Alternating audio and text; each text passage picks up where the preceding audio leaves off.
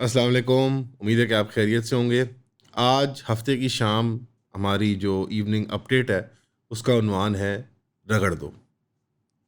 कल कराची शहर में तशवीशनाक जो सैलाब की वजह से सूरत हाल क्रिएट हुई है उस पर डिस्कशन करते हुए निजी चैनल के ऊपर कराची के मेयर मुर्तज़ा वहाब साहब ने वो चैनल इंटरफेरेंस की वजह से प्रोड्यूसर की आवाज़ सुन ली कि अब इसको रगड़ दो, और समरली उन्होंने फ़ोन कॉल बंद कर दी। देखिए बैलेंस गुफ्तगू करनी चाहिए ना। अब मैं आपको बताऊं कैपेसिटी बिल्डिंग की जो आप बात कर रहे हैं, ये मुझे आवाज आ गई है कि इसको रगड़ दो। बिल्कुल नहीं मेयर साहब, बिल्कुल भी नहीं, ऐसी कोई आवाज नहीं है, ना हम इस किस्म की कोई बात करते हैं। ठीक है, मेयर कराची मुर्तज़ा वहाब हमारे साथ मौजूद थे, राबता मुनक़ता हो गया उनसे दोबारा। कराची की जो बिगड़ती हुई सूरत हाल है दिन ब दिन, जो आप विजुअल्स देखते हैं, और अगर आप कराची चले जाएं तो कानों को हाथ लगाते हुए आते हैं, चाहे आप पाकिस्तान के किसी भी खित्ते से आ रहे हों। तो उस शहर को जिससे हम सब खाते हैं पीते हैं, जिससे माश का पहिया चलता है पाकिस्तान का, उसका इंफ्रास्ट्रक्चर, उसकी लॉ एंड ऑर्डर, उसकी क्राइम की सूरत हाल देख के बंदा वाकई में पीपल्स पार्टी की तरफ देख के कहता है रगड़ दो। मुर्जा वहाब साहब को जब आइसोलेट किया जा रहा है, सिंगल आउट किया जा रहा है, इसमें कोई हर्ज भी नहीं है, क्योंकि ज़ाहिरी बात है वो 6 साल से इस काम पे हैं, सियासत में हैं, लाइमलाइट में हैं, और अब मेयरशिप के अंदर भी आए, और वो भी एक अनइलेक्टेड बड़े ही भोंडे तरीके से। और सब जानते हैं कि जमात इस्लामी का या बहुत हद हो तो पीटीआई का मैंडेट बन सकता था, लेकिन वो भी छीना गया उनसे। और उसके बावजूद, वो हट धर्मी के बावजूद, मुर्तज़ा वहाब साहब का पब्लिक एटीट्यूड बड़ा ही एक बैड फेथ एक्टर वाला होता है। वो बड़े अनलाइकेबल शख्स हैं।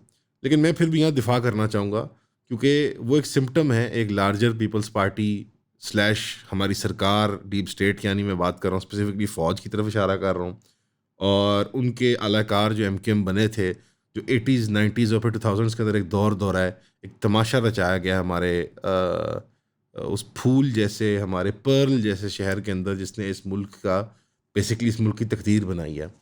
तो वाकई में पीपल्स पार्टी को और तमाम जो शमूल इस पूरे डिग्रेडेशन के प्रोसेस में अफराद थे, जमातें थीं, ग्रोह थे, उन सारों को वाकई में देख के दिल करता है कि रगड़ दो। और जब इस सारी सूरत हाल के अंदर कि कराची पोर्ट जब फिर कुछ चलने लगा, और फिर ये वल्लाही मैन मेड बारिशें हुई हैं या अल्लाह की तरफ से आई हैं, ये अब वक्त ही बताएगा कि बिल गेट्स क्या शरारतें कर रहा था। लेकिन ये बारिशें आ ही गई, और उस सूरत हाल में कि जब ग्लोबल एक शिफ्ट आ रहा था और कराची शहर के अंदर बंदरगाह दोबारा आबाद होने लगी थी, रौनक आ गई थी उसके अंदर, क्योंकि ज़ाहिर बात है जब हरमुज़, अपना हरमुज़ बंद है तो गल्फ़ के पोर्ट्स वायबल नहीं हैं, जो कि मेरी पर्सनल ओपिनियन में जोग्राफियाई तौर पर भी वैसे वायबल नहीं है, बिकॉज वो डीप सी नहीं है, और वो बड़ी इजीली एक्सेसिबल भी नहीं है। कराची तो बड़ा ही एक्सेसिबल ओपन सी है, बल्कि पूरा मकरान कोस्ट बशमूल हमारे गवादर ज़्यादा अट्रैक्टिव है। तो अब ज़रा कुछ एक्टिविटी आने लगी थी, यूएई ने कहा कि यार वो हमारे दोस्त से $3.5 बिलियन जो हैं वो ज़रा वापस कर दो। Not with standing the fact कि इस कराची शहर में आग लगाने वालों में से सबसे बड़ा फ़ॉरेन हाथ जो है वो इसी यूएई का, ख़ुसूसन दुबई, अबू धाबी का है। और ना ही उन्होंने उसका पास रखा कि हमने इन मुल्कों को खड़ा किया अपने पैरों के ऊपर, इनकी फ़ौजें, इनकी एयरफोर्सें, इनके गवर्नमेंट म्यूनिसिपल निज़ाम, इनको मजदूरी दी है। ना ये कि वारिद टेलीकॉम के पैसे आज तक खड़े हुए हैं विद स्टैंडिंग, वो पे नहीं किए, और 6 महीने पहले हम उनको अपना एयरपोर्ट आंखें बंद करके ऑफ़र कर रहे थे, जो कि मेरे ख्याल में बहुत बड़ी स्ट्रेटेजिक मिस्टेक क्या थी। नेग्लिजिबल क्राइम मेरे ख्याल में बहुत ही टेंटमाउंट टू ट्रीजन क्राइम होने जा रहा था। और जब हमारे मुल्क में ग्लोबल क्राइसिस ऑफ फर्टिलाइज़र और बारिशों की वजह से फसल ना पकने की बुनियाद पे आने वाले दिनों में एक फ़ूड क्राइसिस होगा, एक फ़ूड शॉर्टेज होगी, हमने कुवैत के ज़रिए पूरे गल्फ़ खलीजी पट्टी के अंदर खाना भेज दिया अपना। उसके बावजूद जब यूएई ये तमाशा करता है तो उसको देख के दिल करता है कि यूएई को रगड़ दो। दूसरी तरफ ट्रंप के ट्रूथ सोशल या ट्विटर के ऊपर तमाशे देख के, जहाँ वो ठट्ठे और मिजाह के अंदर मुसलमानों के कत्लेआम के बारे में, हमारी सरज़मीन, हमारा अपनाए हरमूज़, हमारा तेल का ज़ख़ीरा, हमारा गैस का ज़ख़ीरा, उसके बारे में यूरोपीय अक़वाम को जैसे कि एक मेज़ पे दावत दी जाती है कि आओ इनका माल लूट के खा लो, और हम समंदरों की झाग की तरह उसके सामने फैले हुए, ख़ुसूसन खलीज के अरब, उसकी मिन्नत समाजत कर रहे होते हैं। धीमे लफ्ज़ों में, धीमी आवाज़ों में बोलने वाली ख़वातीन को भेज देते हैं अपनी यूएन के अंदर कि वो जाके ज़रा दुनिया को बताएं कि ईरान जो है वो इरेशनली एक्ट कर रहा है, and we need to do something about this. It's giving violence, it's giving violence. تو ڈونلڈ ٹرمپ جب اس طرح ہمیں کتے بلوں کی طرح اشارے کرتا ہے کہ ان کو ہلاک کر دو، ان کا open the Hormuz strait, take the oil and make a fortune, a gusher for the world, یعنی یہ گش کرنے لگا ہے، اس کے اندر سے پھوٹ پھوٹ کے بلیک گولڈ نکلے گا، ایک سونے کا پہاڑ نکلے گا جس کی طرف دنیا کی اقوام دوڑیں گی اور ایک دوسرے کو ہلاک کریں گے اس کے اوپر. دیکھو اس سونے کے پہاڑ کے قریب مت جانا. جب میں یہ تماشا دیکھتا ہوں اور ساتھ ہی ساتھ یہ دیکھتا ہوں کہ میرے مسلمان بھائی ایران کے اندر تنہا اس کے F-15E بھی گراتے ہیں، اس کے پائلٹ بھی ابھی تک نہیں ملے، اور اس کی فیسلٹیز کو جب ہٹ کرتے ہیں ریاض میں، جیسے کہ اس کی جو یہ سعودی ایمبسی ہے، جو US ایمبسی ہے ریاض میں، اس کو جو ہٹ کیا تو وہ خود وال اسٹریٹ جرنل والے بتا رہے ہیں کہ جو ہماری حکومت کلیم کر رہی ہے اس سے کہیں زیادہ گناہ ہوا ہے اس ایمبسی کے اوپر. تو امریکہ کے یہ تماشے اور آن گراؤنڈ میدان جنگ کے اندر ایران کی دلیری دیکھ کے واقعی میں دل کرتا ہے کہ اسرائیل اور امریکہ کو رگڑ دو. پھر دو باری پچھلے جو گزرے ہوئے ایک سال کے اندر، چاہے مزاحمت کار ہوں فلسطین کے، چاہے مزاحمت کار ہوں یمن کے، چاہے ایران کی افواج اور حکومت کے جو اعلیٰ افسران ہیں، ان کو لارا دے کے ایک نہیں دو نہیں تین چار بار نیگوسیشنز کا، سیز فائر کا، پیس ٹاکس کا مختلف موقعوں پر ان کی ٹاپ لیڈرشپ کو ٹارگیٹڈ اسیسینیشنز میں جب اسرائیل یا امریکہ شہید کر دیتا ہے تو مسلمانوں کا حال دیکھ کے ان کی عقلوں پہ ماتم کرتے ہوئے یہی دل کرتا ہے کہ ان کو رگڑ دو، ہم ڈیزرو کرتے ہیں یہ سب. یعنی فول me once shame on you, fool me twice شیم آن دی. جیسے قرآن کہتا ہے کہ مومن ایک بل سے، ایک منصوبے سے 2 بار ڈسا نہیں جاتا، ایک ہتھ کنڈے میں 2 بار نہیں پھنستا، وہ کسی کے ہتھے 2 بار نہیں چڑھتا، پہلی باری دھوکہ کھا کے وہ اس کے بعد کورس کریکشن کرتا ہے. تو اب پھر دوبارہ پاکستان نے جو اتنی محنت کی ہے کہ بیک چینلنگ بھی کری ہے ایران اور امریکہ کے درمیان، اور ایران کے لیے ایک بہترین وہ بنایا ایک نیگوسیشن پلیٹ فارم، اور اسلام آباد میں جس کو بریک تھرو لیول ڈسکرائب کیا جا رہا تھا، ٹاپ لیول میٹنگ ایران کی مینجمنٹ کے درمیان اور JD وینس کی طرف ریپرزنٹیشن کے درمیان، وہ دو بار قریب سے لبے بام آ کے امریکہ کی طرف سے JD وینس کی طرف سے آ جاتی ہے، ڈیلے آ جاتی ہے. کیوں؟ کیونکہ وہ ٹائم ٹپا رہے ہیں. اور پھر اس کے اوپر جھوٹ بولنا، سینہ زوری کرنا کہ نہیں ہم تو نہیں چاہتے، ہم تو چاہتے ہیں کہ امن ہو، ہم تو نہیں اوائڈ کر رہے. ایران کی طرف سے خرابی کی جا رہی ہے، جبکہ پاکستان کی وزارت خارجہ نے اور ایران کے عراقچی صاحب نے خود بذات خود یہ ٹویٹ کر کے بتا دیا ہے کہ ہم تو پاکستان کے بارے میں ایک ہی سٹانس رکھتے ہیں جو ہماری عوام رکھتی ہے.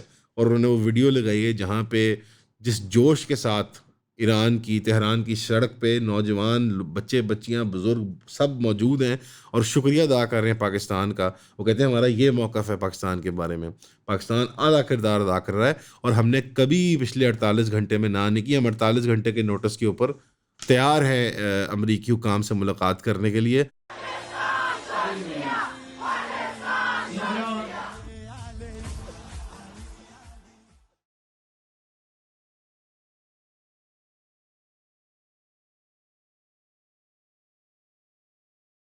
ہم صرف تیار نہیں ہیں اس 48 گھنٹے کی بھیک کی سیز فائر کے لیے. کیوں؟ کیونکہ اس سیز فائر کے اندر اسرائیل کے لیے حیات ہے، امریکہ کے لیے حیات ہے، اور ایران کے لیے موت ہے. یہ کوئی اسٹریٹجک ریٹریٹ نہیں ہے، یہ کوئی اسٹریٹجک پاز نہیں ہے، یہ موت ہے، یہ موت ہے، یہ موت ہے. ایران اگر اس جنگ کے اندر عقلی تقاضا ہے بطور کمزور فریق، جس کا پلڑا کمزور ہے، وہ اس جنگ کے سپریڈ کو ورٹیکلی نہیں افورڈ کر سکتا، وہ پازز والی جنگ نہیں افورڈ کر سکتا، وہ ہاریزونٹل سپریڈ والی جنگ افورڈ کر سکتا ہے. وہ یہ نہیں کر سکتا کہ سارا وہ ہٹ وہ لے اور ساری ہٹس وہ اسرائیل کو دے. اسے اس جنگ کو خطے کے اندر سپریڈ کرنا ہوگا، یہ اس کی مجبوری ہے. اسے ایسکلیشن لیڈر کے ٹریپ میں پھنسانا ہے امریکہ کو. یہ پروفیسر رابرٹ پیپ کا انالیسس ہے، اس پہ اتوار پہ میں نے تفصیلی انالیسس بھی کیا، وہ ضرور دیکھیے گا، کل کے دن آئے گا ان شاء اللہ تعالیٰ. لیکن ایران اس جنگ کو بہت انٹیلیجنٹلی لڑ رہا ہے.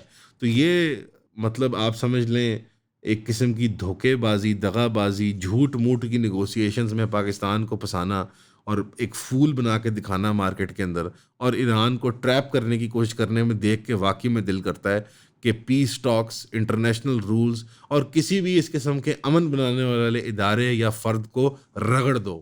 السلام علیکم پیارے بچے اور بچیوں، آپ جب بھی مجھے کہیں ملتے ہیں تو بہت سے سوالات پوچھتے ہیں اور آپ میرے ہر پلیٹ فارم پہ ہر جگہ پہ آپ سوال ڈال رہے ہوتے ہیں. میرے ٹیم کے لیے بہت مشکل ہو جاتا ہے ان کو اکٹھا کرنا اور مجھ تک پہنچانا. میری آپ سے ریکویسٹ ہے جتنے مرضی سوال پوچھیں، 100 پوچھیں، 200 پوچھیں، آئی ایم گیم. ایک تو نیچے دیے ہوئے واٹس ایپ نمبر پہ اور ای میل ایڈریس پہ آپ وہ سوالات بھیجیں. بڑی تفصیلی گپ شپ ہوا کرے گی اینڈ انشاءاللہ I am going to love the interaction جو آپ کے ساتھ میری ہوگی. بہت شکریہ. اس ضمن میں آخری بات کروں گا اس سے پہلے کہ ہم لوکل ہماری خبروں پہ جائیں، کہ جو صحافی، جو دانشور، جو اوپینین میکر، جو ماؤتھ پیس، جو ٹاؤٹ ہماری سرکار کی طرف سے اور پرائیویٹلی آپریٹ کر رہے ہیں، ہر بندہ شاہ سے بڑھ کے شاہ کا بندہ ہے. کوئی خلیجی پٹی کا گلف جیت، بڑا اچھا نیا نام رکھا ہے نوجوانوں نے، گلف جیتس.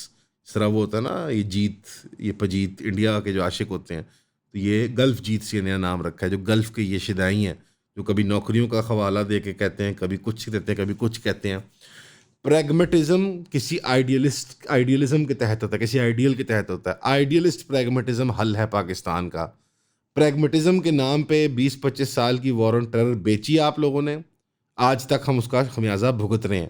نہ ٹی ٹی پی، نہ طالبان، نہ بی ایل اے، نہ خیبر محفوظ، نہ بلوچستان محفوظ، نہ ہماری نوجوان نسل محفوظ، نہ معاش کا نظام محفوظ.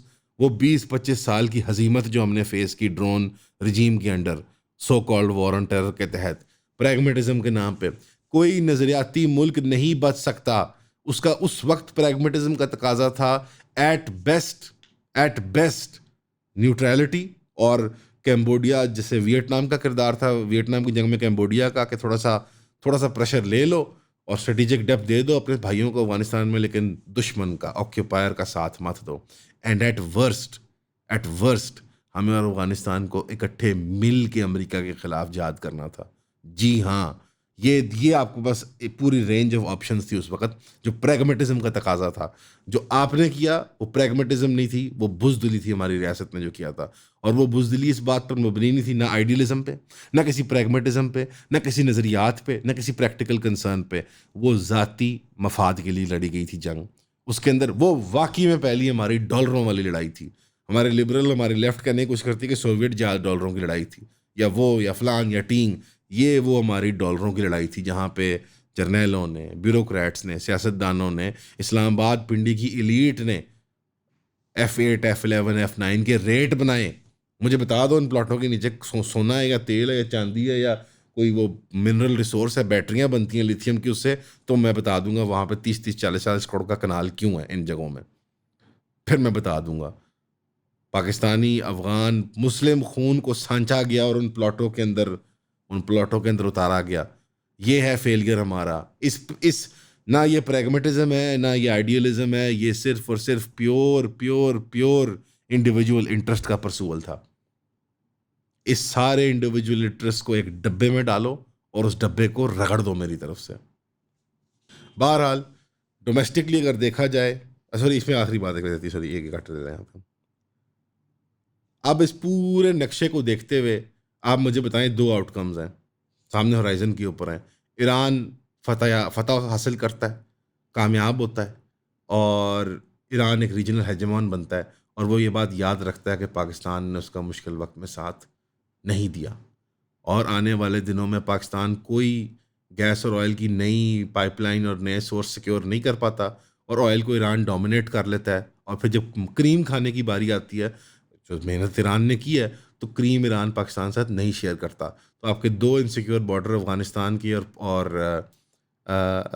ہندوستان کے، اور آپ کا وہاں پہ پھڈا ان کے ساتھ جاری رہتا ہے with low to little fuel and low to little economic recovery, and عوام کا zero trust in the state, because وہ نظریاتی طور پہ کوئی کنسسٹنسی نہیں رکھتی ہے عوام کے ساتھ.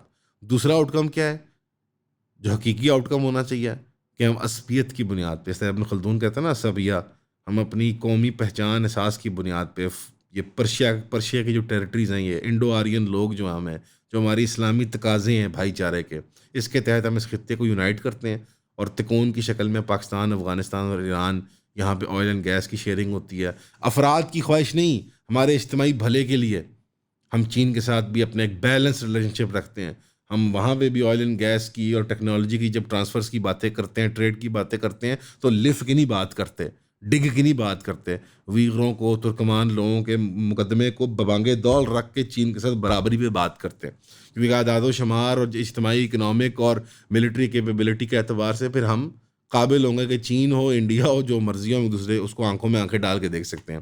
اور دوسری طرف ہم پھر اس لڑائی کو پروسیکیوٹ کرتے ہیں جیسے کہ اس کا حقیقی طریقہ ہے، جائز اس کا تقاضا ہے. ورنہ اگر ان دونوں میں سے کوئی آپشن، اگر آپ ان دونوں میں سے چنتے ہیں آپشنس کو، تو میرے خیال میں جو پاکستان ابھی کر رہا ہے تو پاکستان نے رگڑے ہی جانا ہے. لوکلی اگر دیکھا جائے تو ایف بی آر نے موقع کو غنیمت جانتے ہوئے، کیونکہ اور تو ٹیکس ریونیو جنریٹ کرنے کا طریقہ نہیں ہے، ابھی 600 مطلب ارب روپے سے اپنے ٹارگٹ کو انہوں نے مس کیا، اور وہ بھی 2 دفعہ ریوائز ٹارگٹ کو. تو انہیں یاد آیا کہ یار آج کل ہم سب کیا کرتے ہیں سارا دن بیٹھ کے کموڈ پہ، چیئر پہ، دفتر میں، گاڑی میں چلاتے ہوئے ہم یوٹیوبروں کو دیکھتے ہیں. تو ہر 1000 ویوز پہ 195 روپیز ٹیکس. آپ کا چینل مونیٹائزڈ ہو، ڈی مونیٹائزڈ ہو، آپ کے چینل پہ لمبی ویڈیو لگتی ہو، چھوٹی ویڈیو لگتی ہو، واچ ٹائم زیادہ ہو، آپ ریلیں بناتے ہو، آپ فیملی ولاگنگ کرتے ہیں، آپ نیوز رپورٹنگ کرتے ہیں، آپ کا پے آؤٹ زیادہ ہے، آپ کا پے آؤٹ کم ہے، آپ جمعے کا خطبہ ریکارڈ کراتے ہیں، آپ اسلامی لیکچر دیتے ہیں. ایف بی آر کو بس یہ پتہ ہے کہ ہر 1000 ویوز پہ ایکس روپے بنتے ہیں، اور اس میں سے وائی روپے جو ہیں یا ہاف آف ایکس جو ہے وہ ایف بی آر کا ہے. یوٹیوبروں، فیس بکوں، لونڈے لپاڑوں ساریانو پھڑ کے رگڑ دو. تیل رجیم اس کے باوجود کہ ابنائے ہرمز سے پاکستان کی تیل کی جو ٹرانچیں ہیں وہ آ جاتی ہیں، اور اس کے باوجود کہ ہم نے ذخیرہ بھی کیا ہوا، لیکن سزائی کاٹی اس ذخیرہ کرنے کی، کیونکہ ہم نے لیوی ٹیکس دینا ہے. چلیں تھوڑی رعایت کر دی، شہباز شریف صاحب نے موت دکھا کے دوبارہ بخار پہ راضی کر دیا. البتہ یہ موت سے بخار تک کا سفر میرا خیال ہے ان کے اپنے یہ دل سے انہوں نے فیصلہ نہیں کیا، یہ عوام کے پریشر سے انہوں نے فیصلہ کیا ہے، کیونکہ وہ شاید اب برداشت نہیں کر سکتے تھے مزید، شاید اب ایک دھکا اور دو والی بات تھی. تو اب اس صورتحال کی وجہ سے کیا ہوا کہ فریٹ کے چارجز، کراچی سے لاہور منتقلی، نیا سامان تو آ رہا ہے، آمد و رفت تو ہو رہی ہے، لیکن کراچی سے لاہور سامان موو کرنے کے لیے 40% اضافہ آ گیا ہے. تو فریٹ کمپنیوں نے کہا، ٹرکنگ اداروں نے کہا، لاجسٹکس والوں نے کہا کہ ساریانو پھڑ کے ملک دے وچ رگڑ دیو. ظاہری بات ہے جب موٹر وے پہ ہائے لو ٹینشن گاڑی 100، 120، 120 سے 100 اور اب 100 سے 80 پہ آ گئی ہے، چھوٹے گیئروں میں تو اور ماشاءاللہ تیل بہترین استعمال کریں گے. تو چاہے تیل لو کوالٹی ہو، چاہے اس کی قیمت زیادہ ہو، چاہے انجن بریکنگ کے ذریعے تسی انجن دا حساب ساریانو مل کے تسی رگڑ دیو. جاتے جاتے میں آپ کو یہی کہنا چاہوں گا کہ ہمیشہ کی طرح دیکھنے کا شکریہ، اور نیچے جو like, share and subscribe button ہے انہوں بھی پھاڑ کے تسی سارے رگڑ دیو. شکریہ.